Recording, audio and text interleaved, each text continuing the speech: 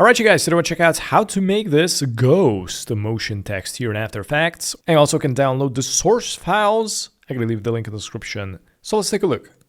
Alright, so first we're going to go with a new composition. And pretty much going to go with 1080p, 30 frames per second, and click OK. For the font, I'm going to roll with Rawpixel, or whatever we want to call it. Can't spell it, unfortunately, but I'm going to just position it right here at the bottom. Press the P, activate the position stopwatch, and I'm going to bring this to the very first second. And let's go to the text, bring it up, and I'm going to bring this front. I'm going to select this keyframe, Control-C, Control-V, and I'm going to select the very first keyframe, Control-C, and probably going to go somewhere, I don't know, here, Control-V. And it's going to end at the third second. Let's select all the keyframes, right click, keyframe assist, select easy ease. Right, so from here, all you need to do is let's go to the effects and presets, search for echo, and drag it on the text layer here. And we're going to go here to the echo time, select that. So let's see what we got here. I'm going to delete the 333 and I'm going to add one more 0 and another 4.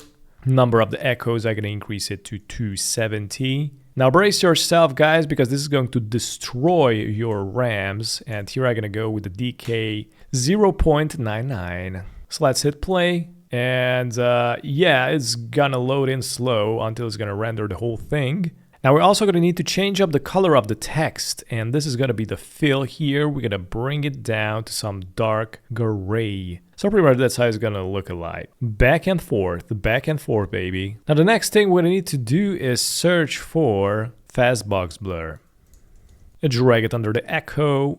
For a fastbox blur, I'm gonna add like 3.4-ish. And now I'm gonna go and select the text layer, press Ctrl-C, Ctrl-V. And here we're gonna delete the echo. And here we're gonna decrease the fastbox blur value, maybe 1.2. There it is. And then we're gonna go and right click here, go to new, select solid. This is gonna be the background. Make sure it's on black, click OK. Drag the background layer on the bottom.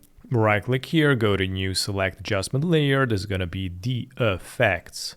Now make sure to bring the effects layer on top of each layer. And we're going to search for colorama.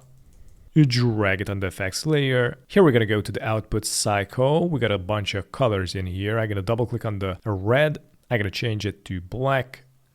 Click OK. And here the main trick is to remove the unnecessary handles. For example, you can drag the green, so it's going to remove it that way. I'm also going to remove this blue, so we're going to remain with the cyan. I'm going to bring this here a little bit more. I'm also going to need to duplicate this purple, so I'm going to press Control and drag it. And I'm going to bring this handle up, press and hold Shift, so it's going to stick it this way. Now you can play with the second perp, something like this. And this is how the final result looks like.